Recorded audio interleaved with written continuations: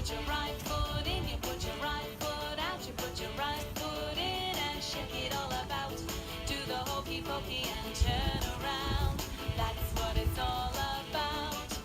That was a hockey pocky dance. What are the movements involved in the lower limb?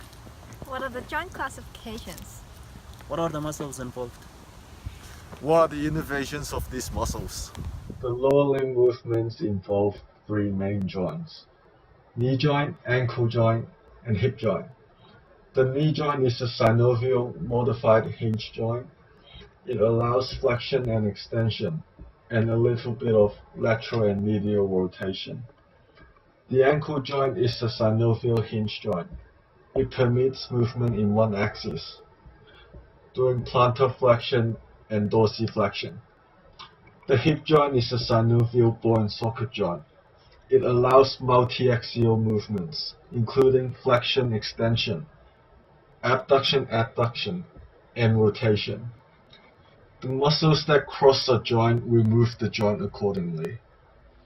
There are 4 main steps in the hokey pokey dance. The first step is to put your leg in. The movements include flexion of the hip and knee joint and plantar flexion of the ankle joint.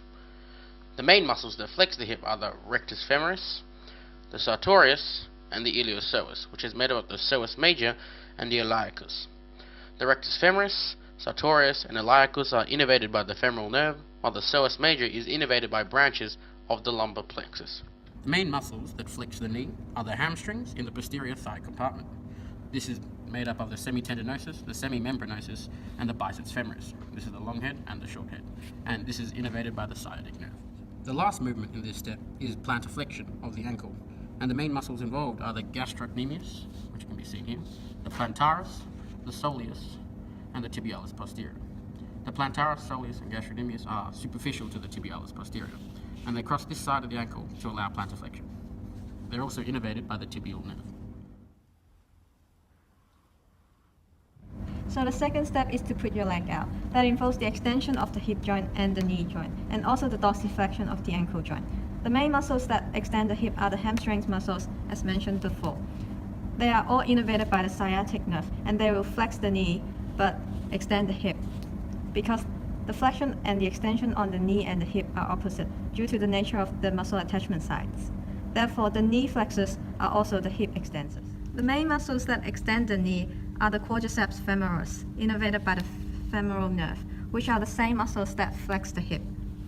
The muscles that dorsiflex the ankles are the tibialis anterior, extensor hallucis longus, and the extensor digitorum longus. They are all innervated by the deep peroneal nerve.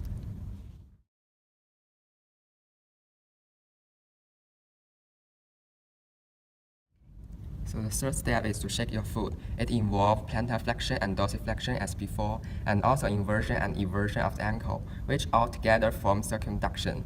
So the main muscles for inversion of the ankle are tibialis posterior, which is innervated by tibial nerve, and tibialis anterior, which is innervated by deep peroneal nerve. So the main muscles for inversion of the ankle are peroneus longus and peroneus brevis. They are innervated by superficial peroneal nerve.